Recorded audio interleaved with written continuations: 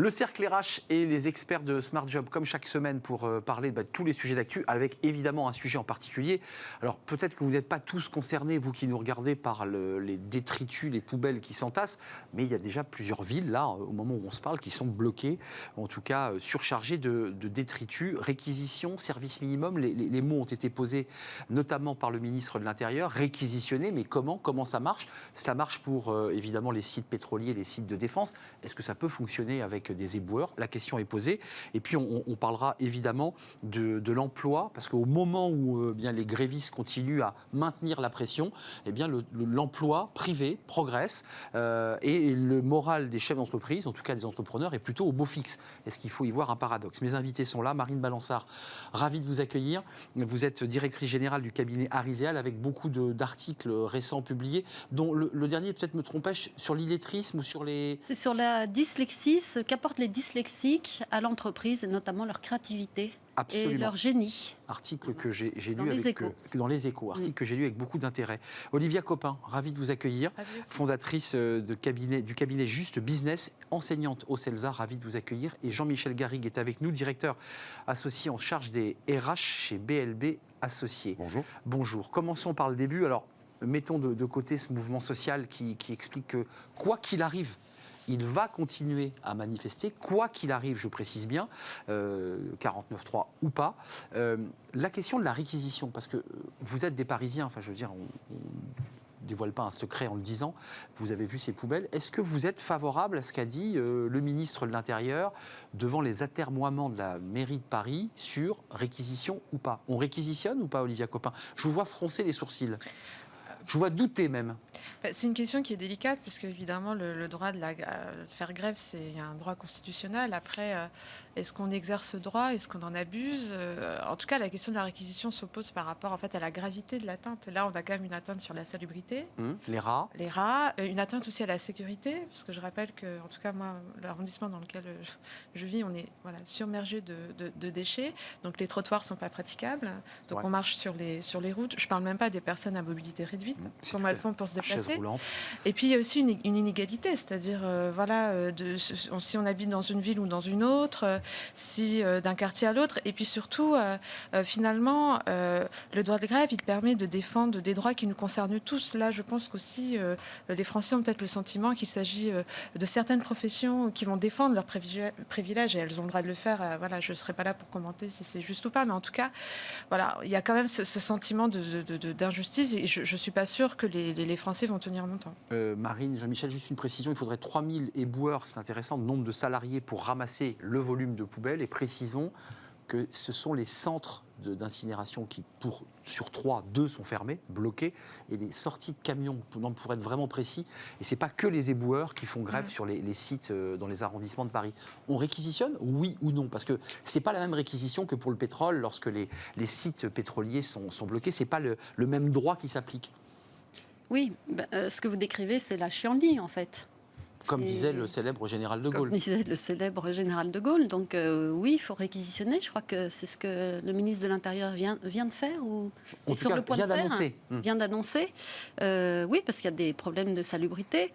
Il y a aussi un problème, moi, qui m'a frappé, de psychologie, parce que Emmanuel Macron vient de tweeter la scène propre pour les Jeux Olympiques 2024, avec la photo d'un Paris rutilant et une scène dans laquelle on pourra tous se baigner en 2024. 1,4 milliard de coûts.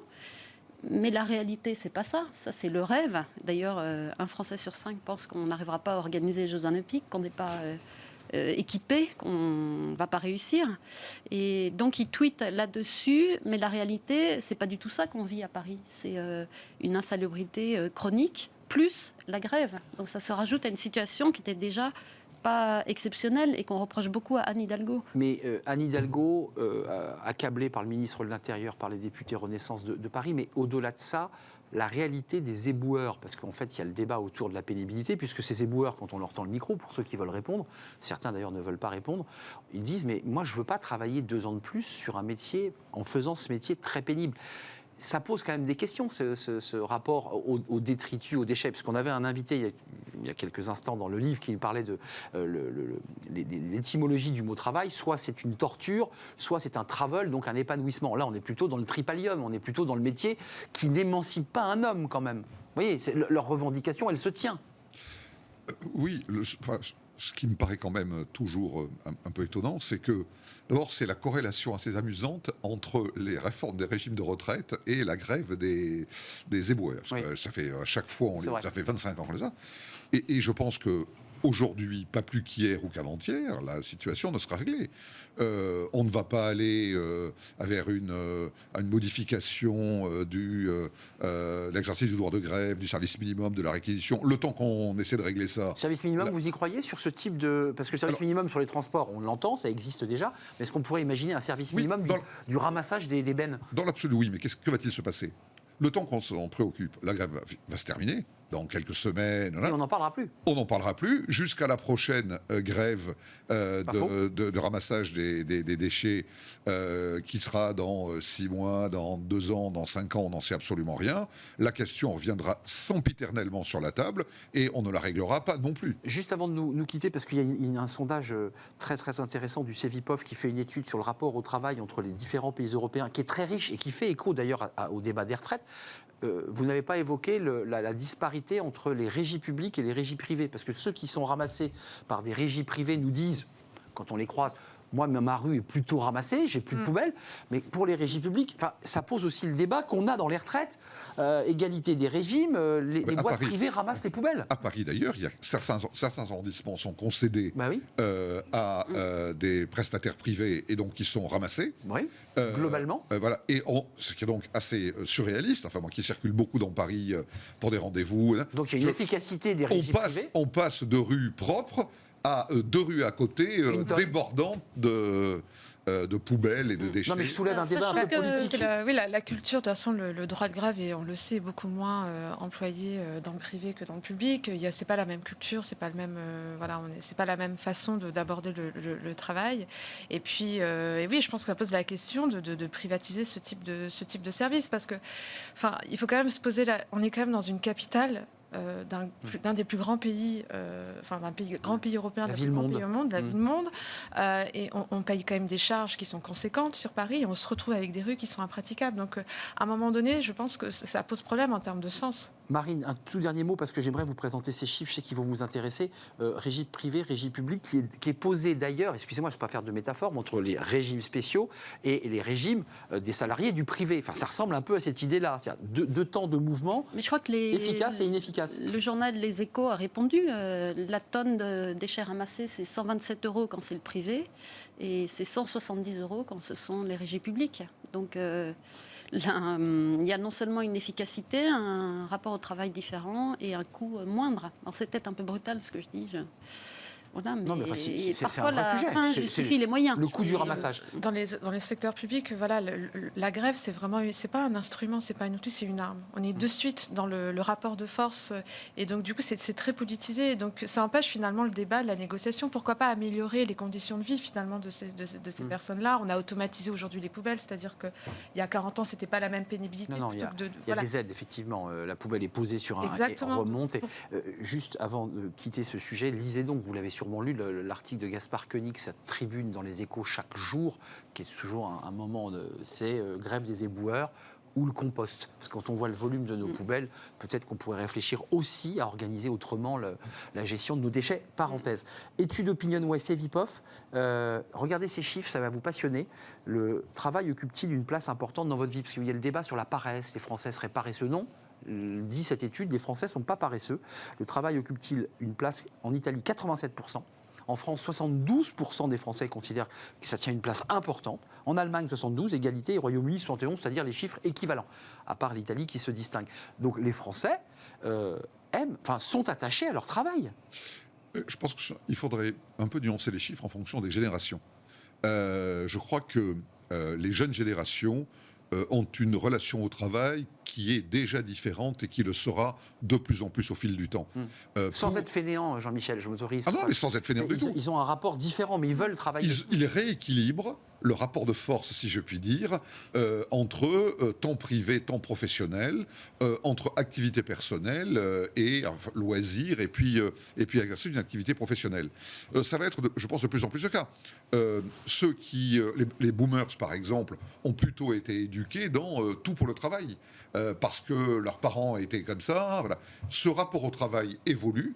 Alors, la pandémie a quand même été une rupture profonde. Clairement. Et on voit bien d'ailleurs aujourd'hui avec le développement du télétravail, des modes différents d'organisation du travail, etc., ne serait-ce que de ce point de vue-là, le lien entre l'individu et le travail évolue.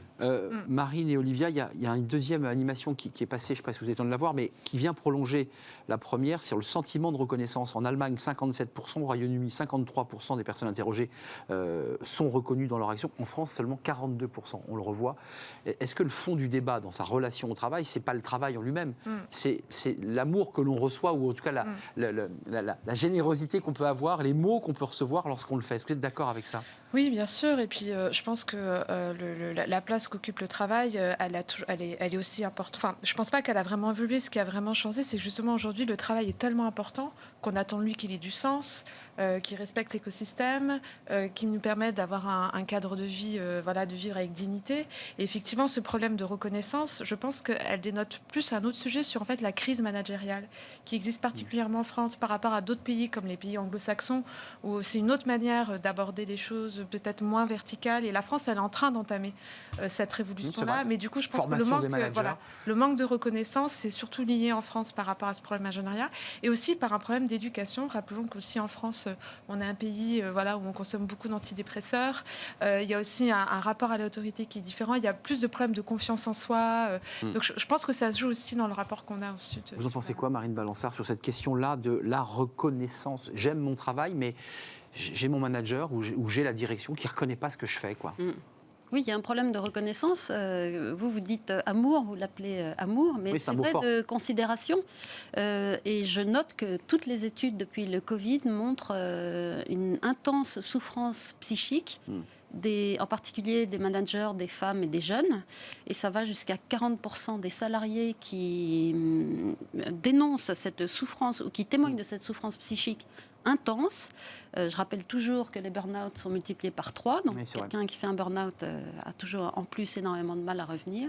Et dans le même temps, les Français souffrent, mais disent ce qui diminue la souffrance psychique, c'est le travail. À 90%, ils disent ça. Évidemment, parce que c'est un moyen d'émancipation, c'est un moyen de s'épanouir dans la vie, et c'est un moyen surtout de gagner sa vie. Donc, il y a en fait cette ambiguïté, ce paradoxe immense entre le travail va me libérer et en même temps il me fait souffrir intensément en France et particulièrement depuis le Covid. Rapidement, parce qu'il nous reste peu de temps, je ne sais pas si vous avez vu cette petite phrase, parce qu'on aura le temps d'en faire un débat, mais c'est Bruno Retailleau sur France Inter, là... il n'y aura pas de CMP conclusif s'il n'y a pas de CDI senior. C'est intéressant parce que la CMP, c'est la commission mixte paritaire, espèce de deal entre sénateurs et députés pour valider la loi. Il dit, attends, s'il n'y a pas de CDI senior, quoi, c'est une manière de se défausser ou vous y croyez vraiment, vous tous les trois, à cette notion de CDI senior, d'un mot ? C'est presque plus une question politique qu'une question réglementaire. Le gouvernement dit en ce moment aux Républicains, demandez-moi ce que vous voulez, on vous l'accorde. On vous sert, oui. Non, mais vraiment, c'est open bar. Les voix sont tellement précieuses pour faire passer le texte, pour éviter le 49-3. Donc, le cheval de bataille des Républicains, et notamment de M. Retailleau, c'est l'emploi des seniors, où effectivement la France n'est pas le pays le mieux placé, loin s'en faut. Et donc, le CDI senior, qui est en fait une forme dérivée de ce qui existe dans d'autres pays européens, pourrait être une solution. Vous avez vu aussi que le gouvernement prévoit de libéraliser encore davantage le cumul emploi-retraite. Oui. Jusqu'à présent, on cotise à l'assurance vieillesse, mais on n'acquiert pas de points de retraite. Désormais, là, on pourra en avoir. Alors qu'on a déjà liquidé sa retraite et qu'on l'aperçoit, on pourra continuer à acquérir des points. D'ailleurs, je fais confiance aux gens de l'INSEE pour essayer de s'en sortir. Mais voilà, oui, donc au Conseil constitutionnel. En ce moment, les Républicains font de nombreuses demandes C'est le prix à payer pour leur vote. Avant de nous quitter, plus 0,2, alors c'est faible, mais c'est intéressant à signaler, plus 0,2%, c'est l'emploi salarié privé qui progresse de 0,2 au 4e trimestre 2022, avec 44 400 créations nettes d'emplois, au moment où les images des grandes chaînes nous montrent un mouvement social qui bloque les villes, globalement, les chefs d'entreprise continuent à avoir le moral, à embaucher et à développer. Vous êtes plus contrasté, Marine Balançard. Oui, je ne suis pas tout à fait d'accord. Ça progresse encore un petit peu, mais 2 fois moins qu'au 4e trimestre de l'année d'avant. Donc ça ralentit. Et il y a quand même des très forts signaux, il me semble, avec la remontée des taux, le début de crise. À 6,3. Il y a un début de crise dans l'immobilier, l'inflation, il y a quand même des faillites de banques. Il me semble qu'il y a beaucoup de signaux précurseurs de choses qui devraient faire baisser le moral. Et en tout cas, c'est un peu inquiétant pour l'emploi. Je pense que de toute façon, oui, on est dans pessimiste, une France optimiste. Je pense que c'est un morcellement, c'est-à-dire qu'aujourd'hui, il y a une école à 4 vitesses. Et pareil, du coup, il y a la perception qu'on a par rapport à la difficulté. La crise n'a pas touché les Français de la même manière. Clairement. Donc, vous avez des Français dont la vie a complètement basculé et d'autres pour qui il y a eu de nouvelles opportunités de grandir. Donc, je pense que ces chiffres-là m'étonnent pas. Une société à 2 vitesses dont on entend parler depuis une trentaine d'années. Voilà, et c'est intéressant quand vous mettez en paradoxe comme ça c'est la grève, cette France salariée avec à côté une France qui continue de prospérer. On est vraiment dans ce paradigme. Vous êtes d'accord, Jean-Michel? C'est-à-dire qu'au moment où des Français manifestent pour moins travailler et aussi pour revendiquer finalement plus de pouvoir d'achat, il y a une autre partie de Français, de chefs d'entreprise, d'entrepreneurs, pour qui tout va bien et qui continuent à créer de la richesse, à se développer. Même si Marine Balançard, et c'est vrai, considère que ces chiffres ne sont pas aussi bons que cela. Dans une situation idéale, on ferait parfaitement coïncider l'exercice légitime du droit de grève et la poursuite d'une activité économique normale. Qui n'impacte pas autant que ça l'économie, quand on regarde. Qui n'impacte pas autant que ça l'économie. Mais quand vous entendez des responsables politiques de premier plan appeler à ce que la France s'arrête et à casser les reins de l'économie pour faire plier le gouvernement... Bloquer l'économie, oui. On se demande où se situe la responsabilité citoyenne dans ce genre de harangue, qu'elle vienne d'ailleurs d'un bord ou de l'autre. Ce n'est pas l'objet de ma remarque. C'est le fait de dire... C'est déjà un miracle, je trouve, que même si, les signaux d'alerte se multiplient, c'est un miracle qu'on en soit encore aujourd'hui, en mars 2023, à un niveau d'activité économique qui n'est pas si mauvais que ça, de morale des chefs d'entreprise qui reste encore relativement correct. Attendons les mois qui viennent. Non, vous restez sur votre ligne. Non, mais les prix parce que 44 400, vous dites, c'est finalement faible par rapport à ce qu'on a eu au trimestre précédent. Oui, c'était 83 000, je crois. Moi, je trouve que les chefs d'entreprise sont très gênés, toujours par les prix de l'énergie. Enfin, tout ça n'a pas changé. Le prix de l'essence, la gestion du télétravail, ils surveillent un peu les salariés à distance, mais il y a quand même un petit désengagement. Je ne trouve pas du tout que les chefs d'entreprise aient le moral, à part ceux du CAC 40. À part celui du CAC 40, et voilà. effectivement, et avec la des tech résultats... est touchée aux États-Unis. Je ne sais pas ce que ça va avoir comme impact sur la France. On va pas avec la faillite de SVB. Voilà, les effets de SVB sur le milieu de la tech, l'entreprise de la tech en particulier. Ben oui, sur le financement, sur ces... À suivre, en tout cas, on verra ce que le mouvement social... D'abord, si le mouvement social se poursuit, ça c'est la grande question. Combien de temps il se poursuit? Dans quelles conditions il se poursuit?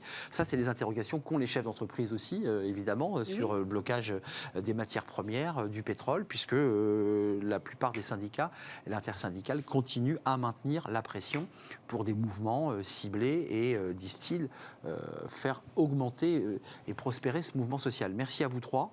Merci d'être venus nous rendre visite. Merci à vous, Olivia Copin, fondatrice du cabinet Just Business, enseignante au CELSA. Merci à Marine Balançard, directrice générale d'Ariséal, du cabinet Ariséal. Et merci à Jean-Michel Garrigue, directeur associé en charge DRH au cabinet BLB Associés. Merci à vous trois. À suivre notre rubrique, la dernière de notre émission, Fenêtre sur l'emploi.